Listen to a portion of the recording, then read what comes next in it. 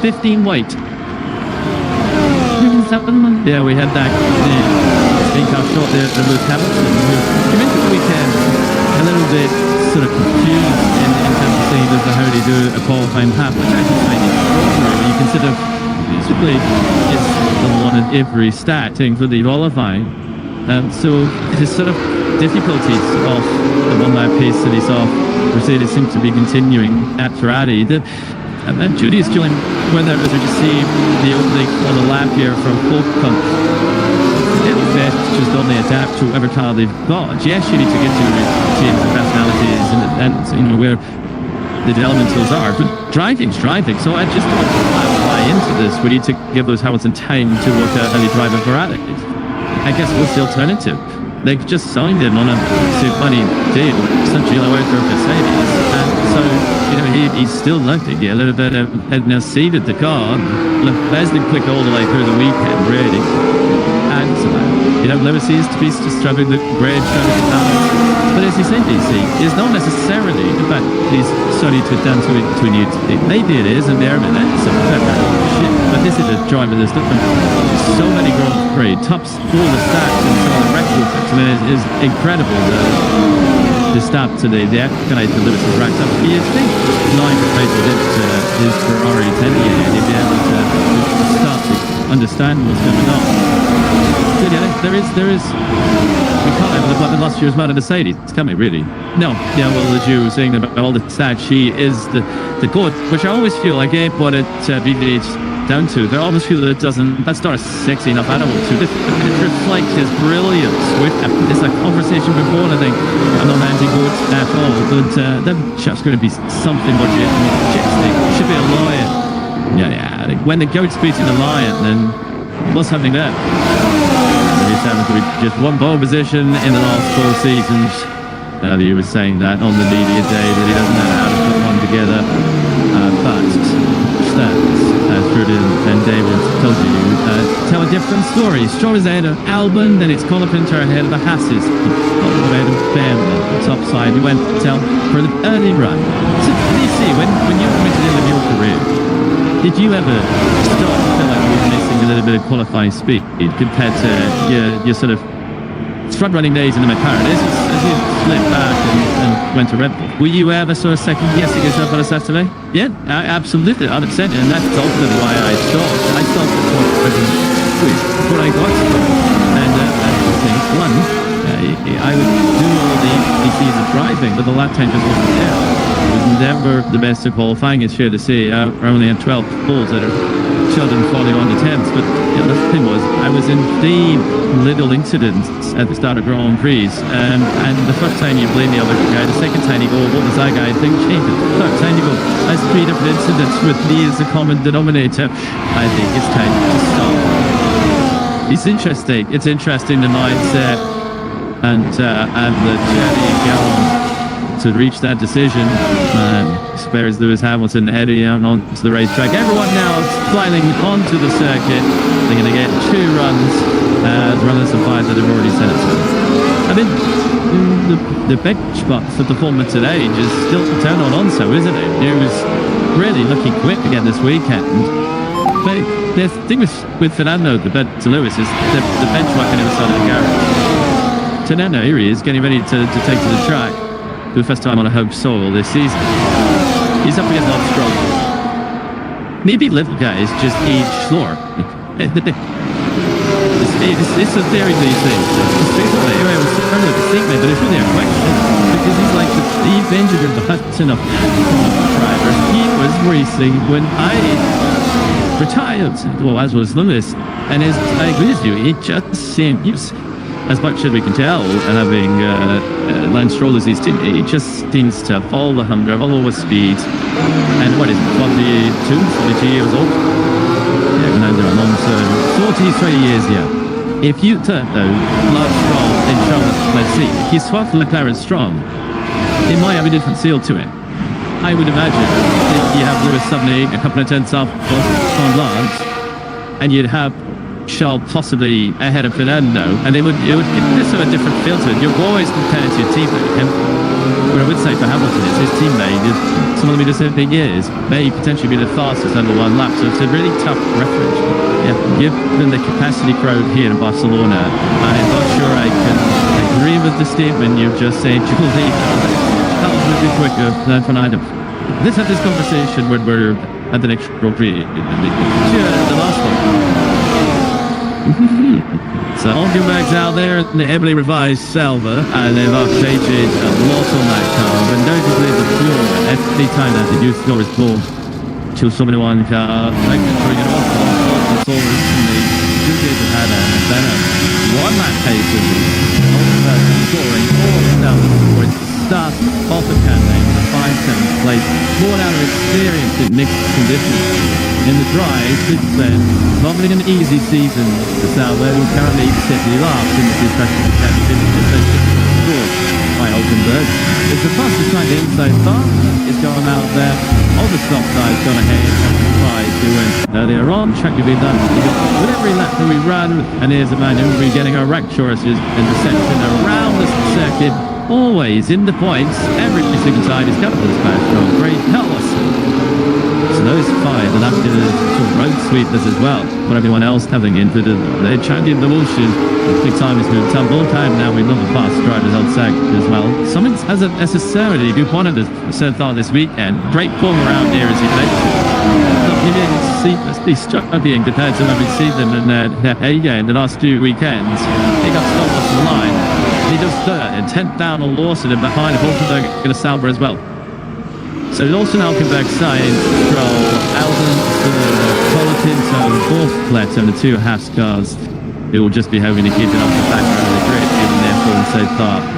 This weekend they've just all enjoyed the long, shy, sweet tournament. The this racetrack for Guy. Antonelli was checked for a few seconds.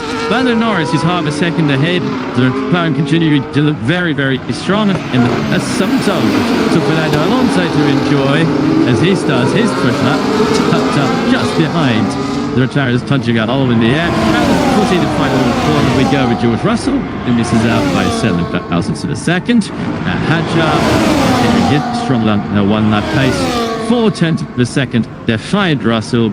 The crucially ahead of his teammate, and now Piastri, championship leader by 3 points, negotiating a final sector. I think it's fair to say he's never really got on with his time in Formula 1, trying to keep the tyre alive and trying to beat these teammates' time. Earlier on, he was absolutely mighty to return 1 and 2, stop still ahead of his teammate, like he was when he topped 3rd practice.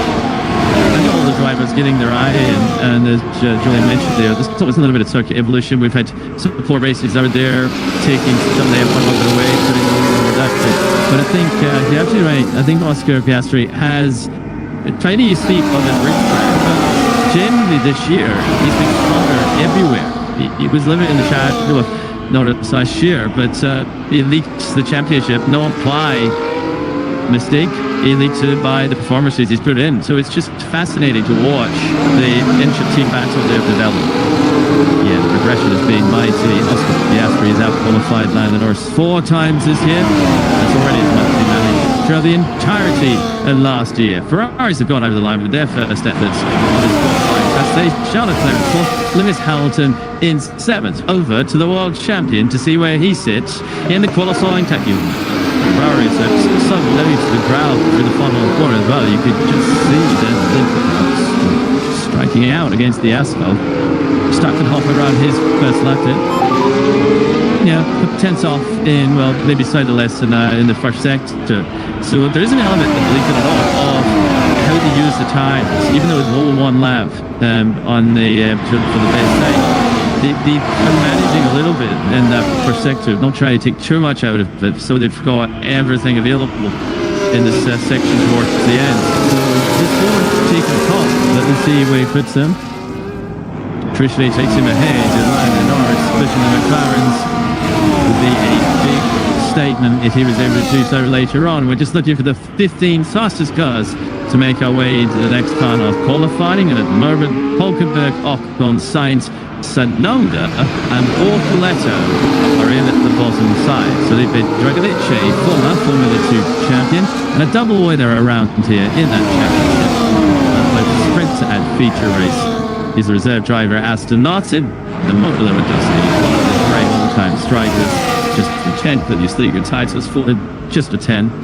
Watching on, and he was speaking to Max Verstappen minutes before he qualified began.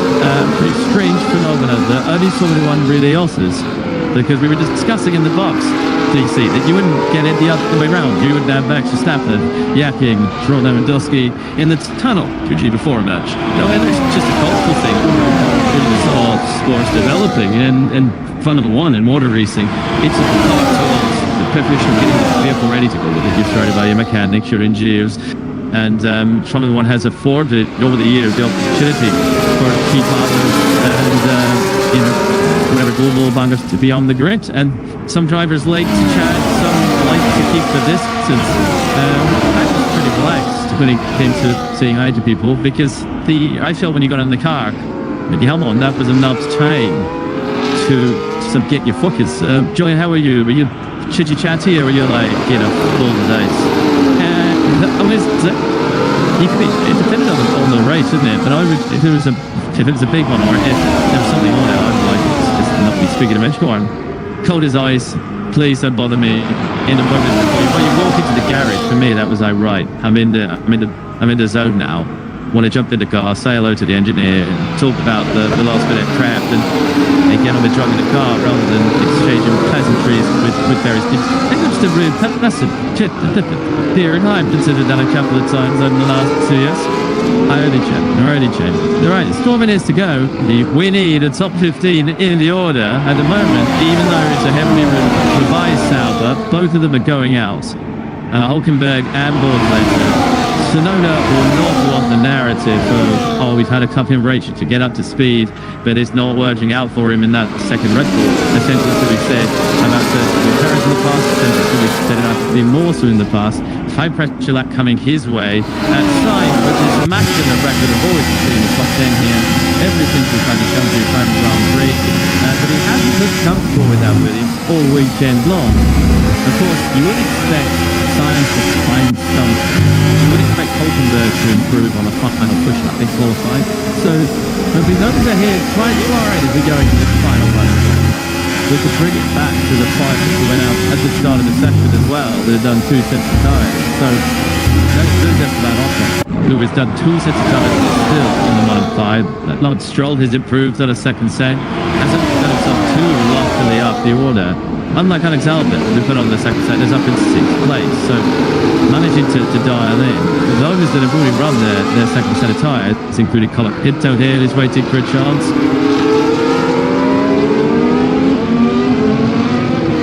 No.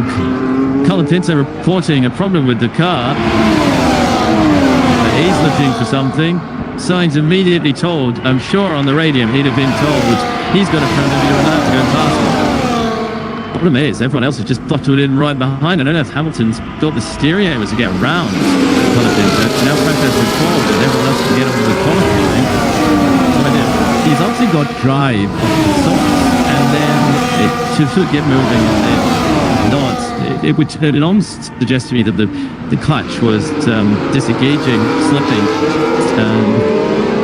It's not like it's juddering as if he's got a very unusual wait time before he gets an opportunity to get a run in. But especially considering he's outperformed his teammate in this first part of the qualifier. He's in 11th, Gasly's in 30. He's run the 2 sets of tires, so that's why he's jumped up. He's out in a chance to dial in, have the second set of tires to establish himself, and then set it all together on the 3rd set. But I don't know if he's going to get a chance. Looks like he's still in the 10th at the moment. It's still static on our driver tracker. We're focusing on Gabriel Bortoleto, the Brazilian driver, reigning Formula 3 champion a couple of years ago, reigning Formula 2 champion last year. The man trying to take all the speed he can through turn at number 9. This is the run wide racing line that is turn number 10, and in the technical final sector to conclude the lap, he's currently looking for a jump forward. His teammate has just found that jump forward. Great lap time up Hulkenberg, shows what's possible out there. Here's the second Sauber onto the line, and it's a good lap for Bortoleto as well. And so plenty will be sweating having seen that improvement Gasly is the driver on the brink down in 15th, and Cinelli only one place further forward. The Italian teenager currently P14, but he's not the fastest middle sector of anyone so far. Yeah, slightly cautious first sector goal, so this is an element of keep the tires to the end of the lap. Yeah, but it brings them up within a couple of tenths, so there's still danger of driving in that first sector, but that should be enough to get him through as the trains will continue to drop. So Sainz carries on, and he's in 19th position now. Tsunoda down to 20 as Colapinto has stopped, is my information. Tsunoda's going to get round to start the lap pretty quickly there. Then he Sainz through. He's got 50 seconds, and he's at the moment last. Sainz just thought I'd deliver through these two quarters here, the long last, and then this right-hander equally on at the top of the hill, lowest speed, and then it's almost a flat tire run all the way to the line. It is flat for exam 13. We're wanting to negotiate. He's got to put this together, so it's spread out in terms of the time. Sainz went to the bunch of faster static Colapinto gets to 13. It's an improvement. Will it be by enough? Don't know if it will be. There are improvements coming in. Morse is down to 18th. They're putting it together much better on this. As the Occon's going, will just get a lap in, as well Yuki Tsunoda, so they can all try and jump up, which is what Hamilton's done up tonight. Yeah, Hamilton didn't improve in that middle sector, so don't mind much, but it's not a perfect lap, but that should be enough to pull them through. So we're looking at the time is run out. So the checkered flag is out, and Bevan is in the drop zone. Esteban Ocon is still in the drop zone. Crucially, that car is Dion. He's not finished, right? He's moving around a lot. So Esteban Ocon trying to fight his way through into Q2. The numbers first sector is a dude in the red one as well, down at 20th. Cannot hold it there. He gets to 15th by turns thousands of a second to eliminate the home hero, Carlos Sainz. Now, Bevan had a good second run. Can it be a good third run? It is again all of the pair. Superb lap time under pressure, and totally pressure is Yuki Tsunoda, who will be hoped here for an hook, and he's kept the tyres in. They're offering grit because he's currently in 20th position. We've already seen this with the second Red Bull earlier in the year. Tsunoda, who's been complaining about the car sliding, this weekend will make it. He can't hit 19, made that back to 20th. Yuki Tsunoda at the back of the field, Spanish Grand Prix. He is out to the first part of qualifying, along with Hülkenberg, Ocon, Sainz, and Colapinto, who had a car problem and wasn't allowed a third run at the racetrack. Well, we didn't stay with Tsunoda the entire lap, but it's just so confusing. He had a couple of runs at it. Colapinto did his two runs, but not as the track come on right to the end. And just no pace for Tsunoda. He didn't have pace on the first run either, which is why he was needing such good improvement in the second run. He just some of that time he joined it, just he was sliding coming through turn 12 on the exit, which didn't look great. He had a big confidence through the final corner, which the front runners and certainly his teammate isn't having. The other end, it just seems like he has no grip. That's what he sent in, and kind of what it looks like as well. And the driver who started the season in a racing ball, T5 on the grid in Melbourne, will come to the 9th round of the season in Barcelona in a Red Bull and find himself with 20th on the grid. And he's come through from the back to score points earlier in the season. It's from the pit lane, he never that, but it's another huge for him to play Sunday and a chasing Sunday. This is just bizarre. Verstappen is still in the mix. He was second quickest there, and he can be in the front. And they all certainly all one-car team.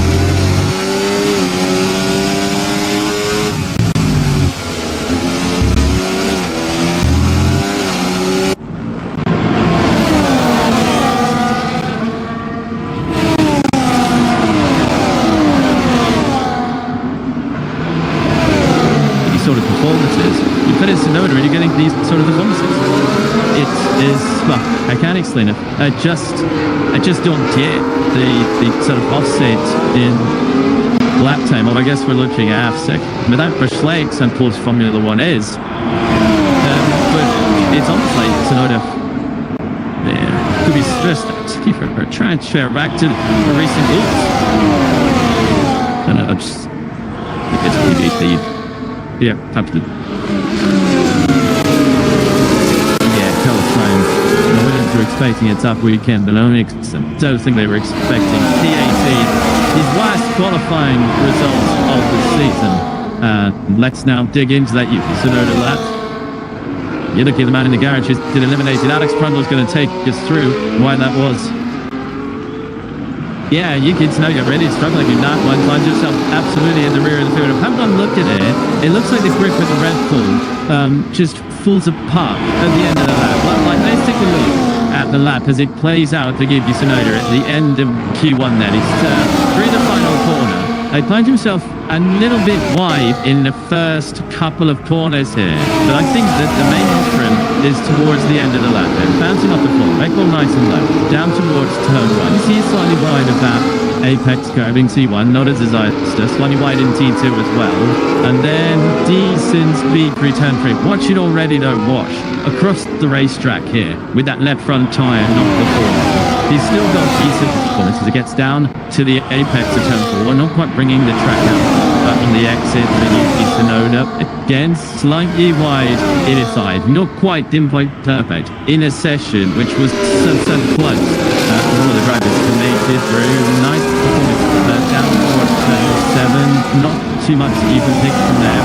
Flat out through turn number 9. It's in this final sector where we picked him up on the feed, where the car really doesn't over. Look at understeer he has through the middle of turn 10, and then in the middle of turn 12, look, having to wait so long, never really quite makes the apex. Bit of a swap up through the mid corner as well. Does he have to get out of it for the final corner? No. Wide, but he just doesn't have the front end, and it's something they've been struggling with all weekend at Red Bull, making the front work. Max Verstappen's had a little bit of understeer, but Tsunoda appearing just not to be able to manage it in the same way as the lap progresses. And really disastrous qualifying performance, unfortunately. You've just thank me, Alex. And we're here from another Alex there. Alex Albert was questioning the run plan about why they were going out. So now they're being told to talk about the tires. It looked to me like Yuki was just cut out at the driving for a lot of that. Actually had a bit of margin and just small little bits to an apex, chunks to an exit, white lock. Turn 10 certainly was seeing drivers go almost all 4 wheels off there at the exit, and Yuki was no wheels off there. And it looked maybe he's got to make a service in that final lap. There was just a slide coming through that turn on the exit, but I don't see any real moment where it looked like the car was sort of getting away from it. Apart from that, it looked like it was just a bit under. Yeah, it didn't look like he had a major event in or around the lap, but just sort of getting up to speed to it. You have a second on Verstappen, which is never a compliment gap for any driver to the teammate. But to be honest, I still changed. I made a half second away from my teammate and still within a couple of rows, because Fórmula on the back at that time was nowhere near as close as it is right now. It's brutally competitive, and any small weakness in your lap, you really punish for them. Yeah, I think we should say that as well. This is the obligatory time to mention how close Q1 is, really, isn't it? Tsunoda, if he had 0.8 of a second, was going to the top. Carlos Sainz was 18th. Said, not a good lap. If he fell straight, he's 6th. But there was not a big Q1. You want that. I mean, that is insanely close. I mean, the thing for you this weekend is, yeah, it has been around that gap, hasn't it? That has been consistently the gap from that. Max had one run there, and two, but that has been the distance between the two of them. And he's been reported sliding to session 1, and they've not been able to find a solution that's given him the confidence, because none are attacking anywhere near the extremities of the racetrack. If you look at Red Bull, this is an issue for the second car. When they were strong, and like you say, DC, you had such a embarrassment that in the second car. He could be 3-4 tenths off. The Max was right at the front, and you'd have check only the top 5, so then the top 3, big 3 tenths off. Unwashed and the field is down. The differences just get simply exaggerated. You've got trying to run in there to get to the front row. He's slightly under driving and not really confident in the car and having some confidence yet in the high speed. It doesn't take long before you get to a confident attempt to. It's there in the car. It's just the driver's confidence to extract it. Oh, one, and so you're out. You're lost. Yeah, make it difficult for our dealers who are not so. Until they were slump lined up, so Allwood can just cheat the car to make it comfortable. If with the restrictions on the cost cap, you design your car with the best simulation technology you have, you validate it on the racetrack, it's possible to have kind of little programs. So you're naturally led towards whoever driving the car the fastest. So, and that is the brutal honesty of the sport. That it's not opinion based, it's database, and the ultimate data comes to a stopwatch. So no units like that. So you've set up first hurdle along Hulkenberg, Cotton, Sainz, Pinto. It means that Alex Albon is remaining Williams in the qualifying session. And at the same time, the Haas work. So and the third time he's outfollowed by Nesmo and Ocon. So the Kenny teammates rookie driver after 3 substitute appearances last year. Albon goes out early, so that's a 31. Then it will be the next car in our picture. Them in season so far. By 3 twice glory finishes in China when the team schooled those cars, in Japan when he had a superb Q3 appearance. Quite the next day, and then he raced very well in a big cat of cars towards the end of the race. Tis then 4 non-scores. So he's hoping at a track where it's not always been the easiest to overtake, put in a qualifying performance that at least gives him a chance of scoring for the first time in that run. Then the only 2 cars that have set a time so far. Williams behind the Haas. Q2, 11 minutes remaining. And the world champion out that going past out the fence line. This second pass met the capital idiot and the final sector with the fast and flowing turns 13 and 14, providing a spectacular high-speed end to that. Circuit modification made in recent times. And Max Verstappen, a 4-time winner of this Grand Prix, 3 times on the bounce, heading down to turn number 1, DRS wide open, back in the racing. He set a soft tyres from Verstappen as well as he sweeps through 1, 2 and 3. It will very quickly come to the end of the first sector. So a big glare of high speed and then negotiating some free parts again. That first sector. The apex in the middle at turn 4 to give you some space on the exit to get on the gas. And again, a long corner, this left-hander at turn 5 is very easy down front left lockup. You've basically seen too many of those so far this weekend. Looking neat and tidy so far. The best lap this weekend is still the asterisk from practice earlier on. Austin top Q1, a couple of tenths away from that. So 1:12.3 they're shooting for right now. Yes, Verstappen drops down into what is the last big energy stop off the lap, keeps it within track limits, and he's getting to the final. See this completely clear track ahead. This is just launching his lap, but this just looks like a really sort of textbook lap, clean. Expect to see this go to the top of the times. And it does so by a very handy margin indeed. 7.5 tenths of a second ahead of Alex Albon. 1:12.3 for Max Verstappen, fastest in the second and third set. Just not Maxwell as the fastest first section, at least he did before Lando Norris went around. So Paul finding himself as the lead driver again. Himself, that is. He finds himself having out 4 times now in his rookie campaign, which I think he would have definitely taken at the start of the season, given Hulkenberg's prowess when it came to qualifying Saturday last year. Board Leto going into bottom second, is now third. Gasly got in second place with no care. With Lando Norris 3 points back in the drivers' standing, second place in the drivers' championship. Just trying to remember what he did last year and get himself into the top 10 shootout, then get himself to pole position. 1 quarter to go. Let's see when this stacks up compared to Max Verstappen. And it is comfortably ahead by 3 tenths of a second. coming in though. Alonso is flying so far this weekend. Really nicely. The Astros on the fastest first sector of anyone so far as the time continued to tumble. See what Fernando can do. Brilliant. Up to P3. Driver who is capable of a magic lap around here. Proven it on many an occasion, no matter what type of season he is having. And at the moment, he's having a really rough one. No point to his name in 8 Grand Prix weekends so far. Charles Leclerc goes in to 3rd position. Now Lewis Hamilton is next to cut the beam. There he is in the distance. Rory going through the heat haze and Ruzi ahead. No Charles Leclerc. Now Hamilton will not that to be the case at the end of the qualifying hour. Piastri is top by hundredths of a second. Reassuringly close between the two McLarens and a good margin over Hamilton. On that case, literally like to the silver arrows. Kimi Antonelli on sprint pole in Miami goes into 8th position behind the Alpine. I think he would want more than that. George Russell goes ahead of the Ferraris and behind Max Verstappen in the Red Bull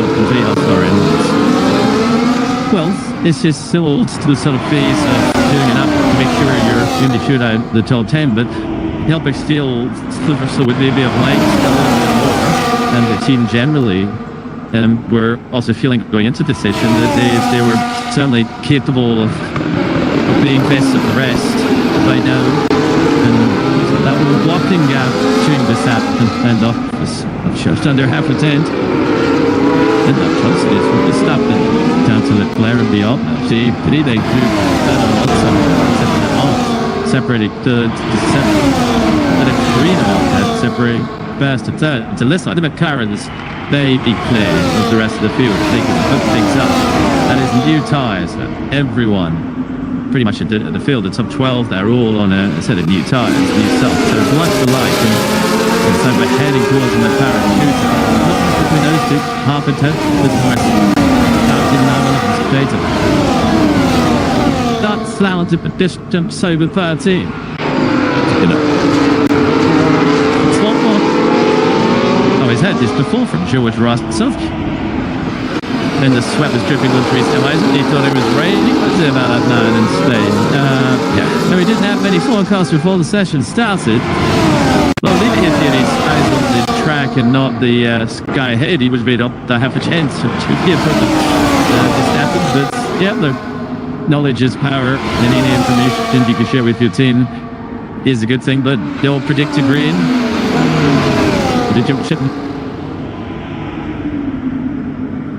So Russell playing the team game as well. That's a power move, isn't it? I knew you were going to say no. I said it is. I knew Farmer was going to react to that. Well, come on. I'm going to do the same. It's like little brother stuff. I'm through unhappily into Q3, but if you want me to help on the other guy, I will. Hill will stop when Antonelli has finished his whitey-ish here, and it starts pushing George consistently, and yeah, and then the battle within builds up. Ongoing narrative that George Russell playing the team game on the radio. Is our rookie watch at the moment, and Antonelli had on board Leto. I was nice with David if that was able to stay the same. We've got Gasly who's gone up to a position. Antonelli and Natch had Charlotte board Leto. You've got the others down there as well. Williams really struck at his pace with Alex out. Struggling once more, and I think it's going to get it out. They've been having so far down at just the overall design of the car means that it's so sensitive. The bumps in the high speed they have fixed they're not pure, that is true. And you see the duration connected to these corners. You know what, the new revised flag skepticism, it does look like he's raining at the distance. Has anyone mentioned this? At any stage of the pictures, this is not advertised. I'm not going to set DC off about the raid in Spain. It'll be pretty here forever. Well, as we approach the launch of the F1 movie, it's just one giant ring street, and it's not actually real. It's totally in the distance, but I think yes. There we are, way in terms of whether it's measured. Right, 2.5 minutes ago in Q2. he's going to be able to take that crucial step forward when it matters. At the moment, Alonso would be delighted with 7th place if he can climb another lap to ensure that. Gasly's done well, and then Ricard, Antonelli, Ford, Leto, Lawson. Quite the scrap. Paul Leto. Should you enjoy the updates? These are the lead Sauber in the order, and 11th would represent his best in the start in Formula 1, but these are Formula 1 drivers that we're showing you Q3 for the first time. Actually, a really solid job he's been doing at Quién. We don't hold converged credentials, they come with a single lap pace. And Bortoletto has been definitely showing himself to be a fast race driver. But if we look at the top 10 as such right now, and it's of course credit the post good match of Bortoletto, Lawson, but it just feels like those that are through into the top 10 right now, it's not a surprise. You know, so it's really take something surprising to offset that. Yeah, agreed. It's difficult to see who has the potential. That Bortoletto has done well to get to 11. I'll install them with use tyres because they weren't sure they get out of Q1. So anything's a bonus for those three. Liv Lawson, Amy Dixon's got a chance. Would love to stack up well compared to his teammate who is in the top 10. You're so fair Alonso being the day after 7. I would disagree with you. But you know that would be his starting position of this triple header if he ends up 7th. Well, he's enjoyed the update of the Aston Martin, and see what he can do. He's not an outlier, but his position looks fairly assured. That Antonelli attacks the first 2/3 of the racetrack. Still ever getting points so far this year. He is off the back with a really strong run of qualifying for him, and it looks like he can repeat that again. And he has looked like he can do that all weekend. For the first wide lap at the weekend, he was up in the top 3. Counted off the people. Let Jobbins used to talk about it, giving him half a second there out of and well, that's how he wouldn't disagree with them to his face anyway. I would have loved to come short half a second. What did it give you? They say, a lot of love, a lot of support, but oh my god, I wish it was one of those guys that would, just because everyone loving on you, they did you either try hard or deliver more. I thought I do the best I could at any given day. As you see on the first Grand Prix tonight, so maybe if you were trackside on one of those occasions, you'd be clearing out a little bit. As we've got to be honest, I'll take us in credit. I thank you. Let them serve the line. We go. And Angelemi has gone to P8, and we've seen Bortoletto improve on his laps. It's been a tough weekend for Williams so far after restoring the heroics so far in 2025. Alex Hours got to 10th position, but how good can Bortoletto manage to find his way through here? He's certainly in the mix now. He misses out by 10 seconds. It would still be his absolute best starting position in a Formula 1 Grand Prix.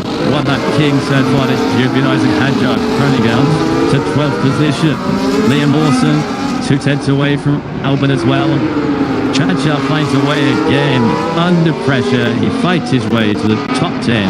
He eliminates Alex Albon, and now can Liam Lawson sign an equally strong final sector of the racetrack and elevate himself up.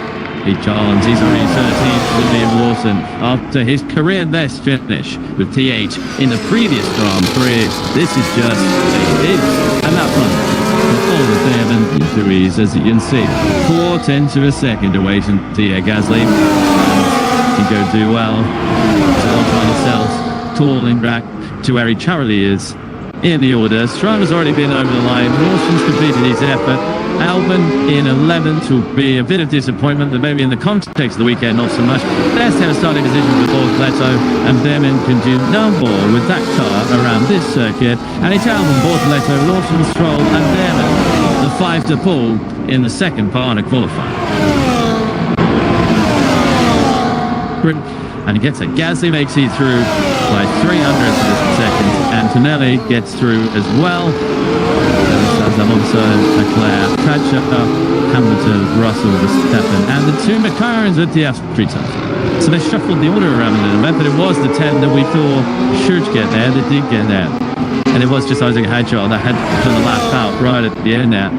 And boy, did he do that. Up into the top 6 for Hadjar, a good chunk ahead of his teammate. I say a good chunk. One mistake, 3/10 of a reasonable chunk, and Liam Lawson now in 13 to be the most disappointed of the 5 that are not going to be making it into Q3.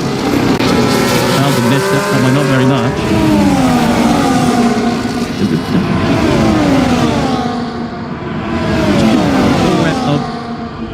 I think that's a bit of a stretch to see the Duchy at that distance. Berlin here more recent, but they did seem to be well offline. Yeah, that was only them, and then trying to go around to start a flying lap on the next tour, and yeah, I don't think it was deliberate from them to be chipping off, gone up there. I didn't even have a new set in Q2, so he was just really making up the numbers. But of course, for Alden, you're out by just 300ths of a second, a little bit of dirty air, and you are going to feel that when you're talking such tiny margins. So many of the frustration for him, but they're certainly not deliberate enough. It did sort of jump the big on the wrong side of the track, didn't he? That Alden, well, getting out of the way in an acceptable way.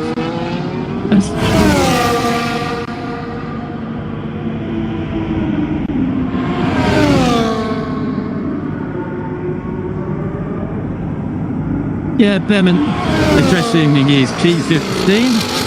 Stroll with 14th position. Lawson in 13th. Paul Flatland is his first start in Formula 1 in P12.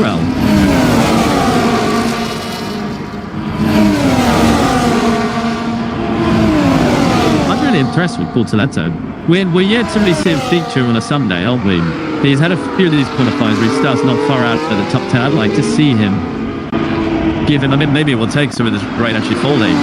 The South has had another chance to score some points because the race day seems to be getting away from them. That, in terms of one lap pace, Hockenberg is a fantastic barometer of how good you are as a rookie coming in. Helmut Marko kind of pulled it out, didn't he? As we turned to Melbourne, said, pulled to that little B-grade driver. Oh, he doesn't look B-grade to me. Another strong rookie. Okay, let's take a breather in the combox and send it to Ruud Voskuil for some analysis of the McLaren versus a Red Bull. A McLaren versus a Red Bull indeed, no Q1. Yes, you said he had pretty clean up, but he was knocked out in test return. P6 to P20, just 0.4 of a second, and the story continues, but not at the very front. A massive lap by McLaren. We can break it down right here. So you can see, comparing Oscar Piastri P1, Max Verstappen P3. Piastri's edge comes mostly in those medium speed quarters, especially turn 1, turn 3, and turn 7 to 8. And Max Verstappen's time for throttle open, we can see that still carrying more minimum speed where it is counted, and is plus 0.36 seconds. A massive statement going into Q3. It does look like that Red Bull is still struggling with understeer. It doesn't look like particularly bad in that by Max Verstappen. It just looks like that McLaren has got the edge. A big margin right now between the McLaren and the Red Bull, but not between Oscar and his teammate Lando, where it is all to play. Tiny margins. Again, looks like Oscar's slightly stronger in turns 1 and 2 and 9, but other than that, absolutely everything to pay for. And it did look like Oscar had a little bit of a turn into turn 1. If that was the case, actually it really is back down to time and tight margins between those two McLarens in the Q3 session in the fight pole. Thank you, Reese. Yeah, Oscar Piastri looking rapid in a straight line. Laser trace. Of course, timing. You toe perfectly is something that we've seen beside pole position before in Formula 1. Verstappen did it last year with a Haas to perfection, but McLaren seems to be the quickest car. It's one that you've got to improvise, but you can't really do it synchronized with your teammate.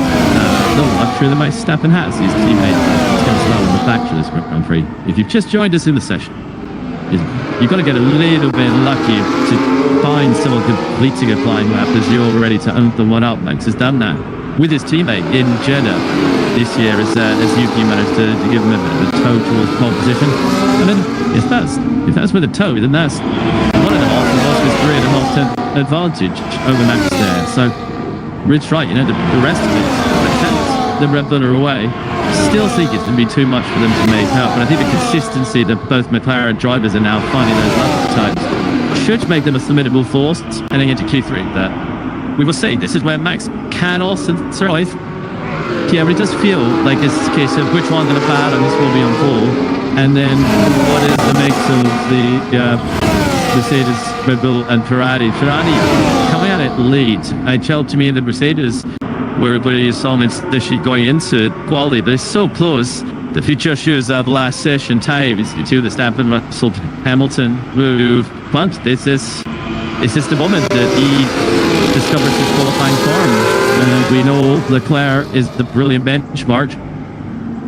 He said he found a lot of pace in Q2 there. Hamilton was up ahead of Charles by half a tenth per second. And if you're not going to be on the front row as a Red Bull, Ferrari, or Mercedes, you want to be making sure you start there. Because we saw last year, there are great opportunities to overtake at the start of this race. There's a really no run to the first braking zone. George Russell swept around the outside of both Norris and Verstappen last year. I'm sure Max is very capable of doing the same, as is George, as are all the Ferraris. If they can possibly start with third and they can bring themselves into play, it's tiny margins that separate third and seventh in Q2 there. And for the sake of 1/10, you can have a chance of fighting for the race lead at the start, or you could be down on the third row of the grid and just looking at, can you possibly get back to a podium? You've seen Fernando Alonso fight through from fourth on the grid to the lead here. We've seen George Russell do exactly that with the use of the headwind in the turn one last year, as Norris and Verstappen were busy tripping over each other. Hamilton had a momentum check to the door swung open for George Russell. So it is an empty run down to the first turn. You always rather have pole position, and that's what we're going to decide. There's a green light at the end of the pit lane. Q3 is about to get underway. The cars in white and a racetrack looking inside the 9th race of the year. And how will we line up with the 3 points between Piastri and Norris in the Formula One World Championship?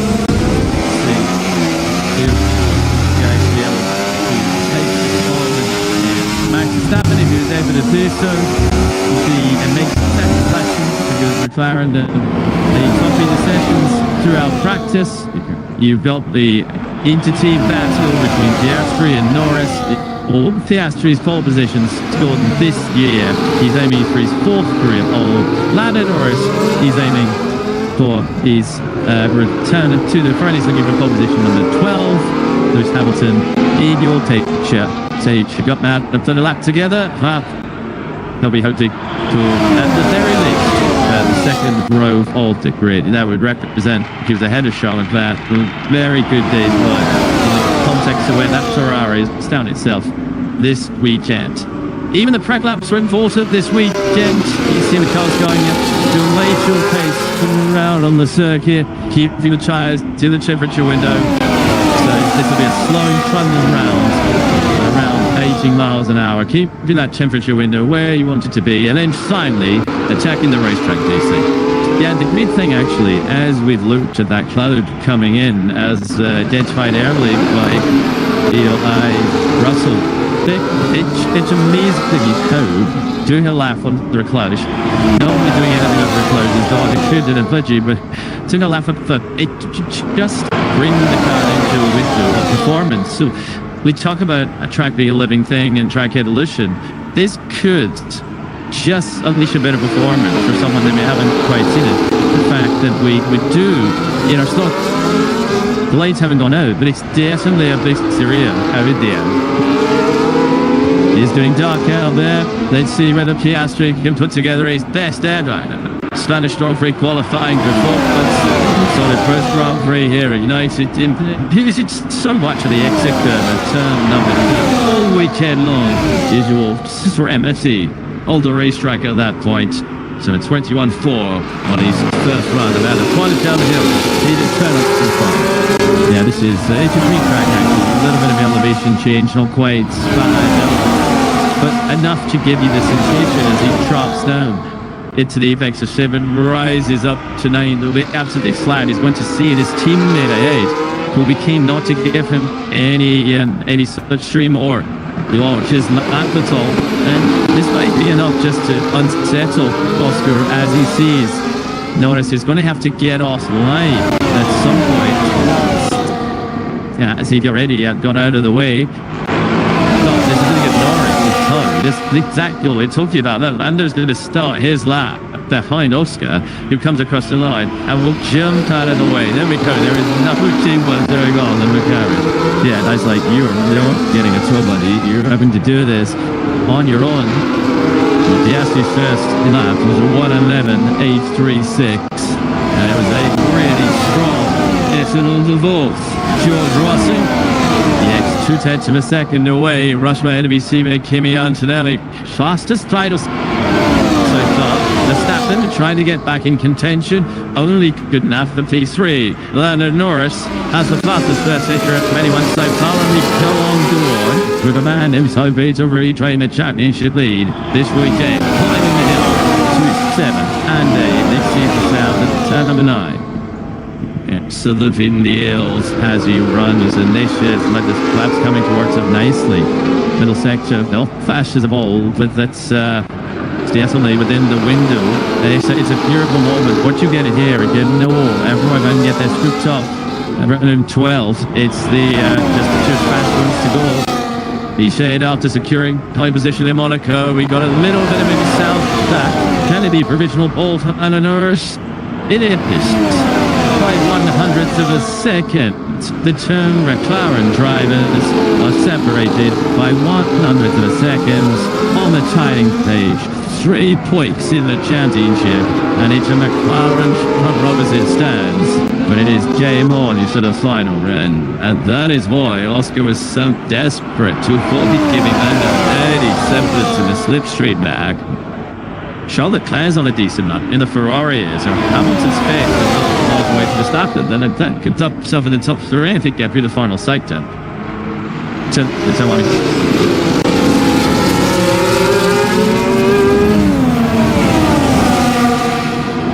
I suspect that Cincinnati gets the call from Antonelli as Leclerc hits the line. Didn't Charles Leclerc just losing a little bit in the final part of the racetrack, time ending away, the grid of the Friday tires falling away, and it's P4 for Charles Leclerc. George Russell unhappy with the run turn. It's Norris from Piastri, from Russell, then Leclerc. The reigning world champion is P5 and half a second away. Lewis Hamilton is 0.6 of a second away in P6, and let's go back to the fast critical moments of Oscar Piastri's lap, where Lando Norris saw him coming. He's cutting through Norris, who jumped so far off the road so as not to impede his teammate, but then Johnny straight after to try and get a slipstream.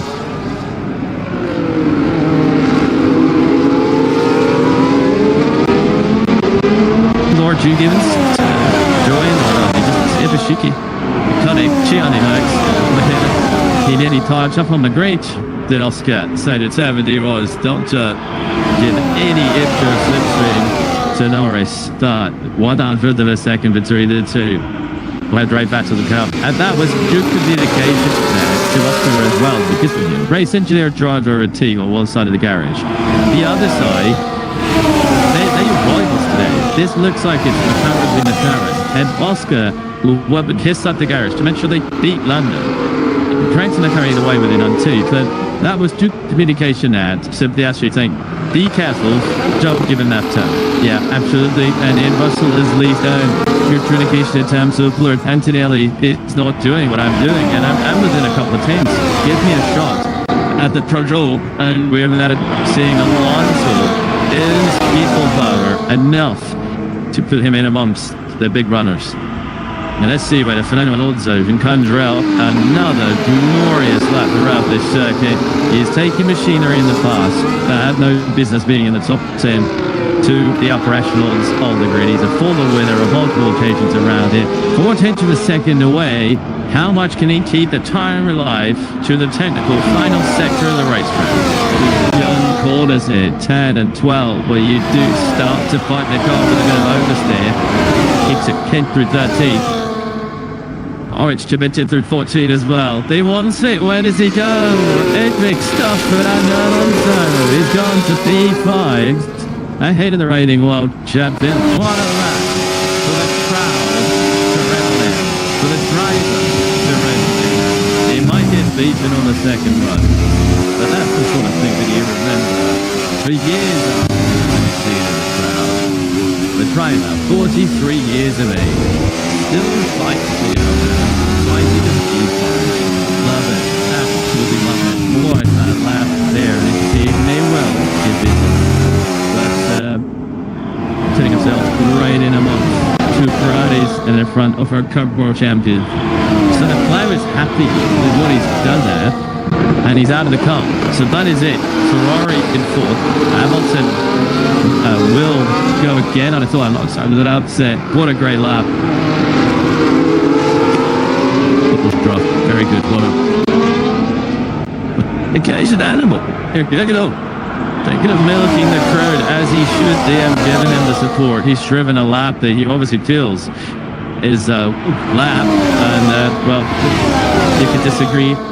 As we know, at the Chubut Islands, running at the fastest in pole position. I still want to because the point to be stupid. Yep, I think he won again. He's on such hold over one lap that they completely entered that one turn as well. It's just like this is a fly on ledge. Keep the 13 to see what happens. He scooped it up to the top 5. Right. Focus on to the McLaren drivers out front, head to head. Norris ahead of Gasly. Gasly with the divider slightly up, getting a bit of ventilation to his face before he gets going on this. He's got 4 kilometers to sort out a bit of clear space behind Lando. There will be no stick shift involved for this one. Norris has got Gasly a good chunk ahead of him. He's not going to be choppy up behind him. Gasly won't want to get too close to Norris because it's a bit hindrance for the rest of the lap. So this is just driver v driver in the same team, and this is a pretty big one. Where in the course of the season so far, Lando Norris has rarely, I'm not digging him, it's just a fact, he's rarely given himself the foundation of a fast-running Q3 to attack, pull in, with a finer running Q3. He's done that today. He's done that with clever tactics and a great lap. Can he deliver a second consecutive pole position? It would mean that Verstappen, Piastri and Norris have shared the pole position evenly between the three of them. And it is vital, even with that low run down the turn, which is providing so much drama through the air. Lando Norris attacking the first 2 times of the racetrack, looking for pole position. Well, it's his to lose. And let's just see how he opens this first sector. There were hundreds between them through all of the sectors of the first wire, and Norris has just done another 10th in that level. That is a big first sector. Yeah, should we see very soon whether he's opened it well, and yeah, it's marginally quicker. And this is developing beautifully as it should out between the two McLaren drivers. They will have those sights of what their teammates doing right now, but they'll both know that improving their lap times. Katja has gone to P5 in the racing pool, but meanwhile in the battle of pole position, Lando Norris is improving just shy of a 10th in a second, but it's not a tassel best in the middle sector of the racetrack. Gasly now goes to P5. Outstanding lap time from him. Piastri's extracting more time from the McLaren. It's got to be a mighty final sector for Lando Norris, coming under pressure from his Australian teammates. Norris improves the benchmark. He goes over by him, but he's going to be under pressure from Piastri. His fastest of all in the fast sector. In the second sector, Piastri trying to take away the time. It's Paddy Sean. It's 2 tenths of a second. Piastri race pass. It's ultimately after 4th position, and Piastri of the V have topped up to this match. Came more in touching style, and he's with trial in 1-2. Mercedes 3-4. Verstappen still attacking out there, down to 9th position. Norris Hamilton still on this circuit, changing years. That is a superb finish to the lap. Verstappen takes away P3. Hamilton will be ahead of Charles Leclerc for just the second time in a qualifying start. Sergeant Shanghai, George Russell takes 4th position away from his old teammate, and that was an epic qualifying session all the way to the last. But it was Norris on the first one, Piastri on the second, and through the 4th time, and he's moving away career. Piastri takes 4th. This is one of these moments where you go, I remember where I was when I saw one of the best feature race for the pole position at some time. This is a classic racetrack, and somehow he got deep control at that time. That's everyone done.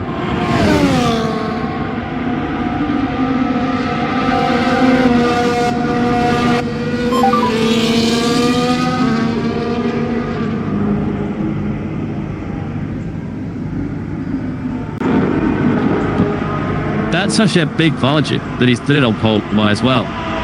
Not Barcelona, yeah, 2 tenths. Yeah, 2 full tenths that he's managed to get ahead of Norris. It didn't, the history of Formula 1 is small margins though. The history of